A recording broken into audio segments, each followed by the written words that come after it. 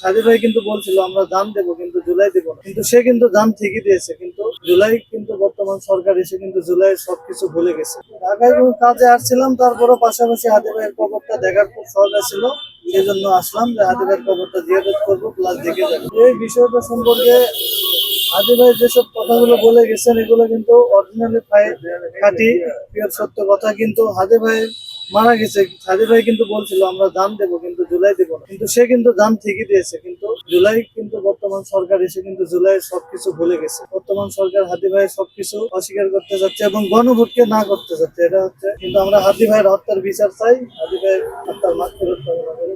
আমরা আশাবাদী যে এই সরকার হাদি ভাইয়ের বিচারের তদন্ত সুষ্ঠু তদন্ত করবে, আমরা এই আশা রাখি। দেখা যাক ভবিষ্যতে কি করে, নতুন সরকার কার্যালয় পাইছে, দেখা যাক সামনে কি অপেক্ষা করতেছে আমাদের পাশে।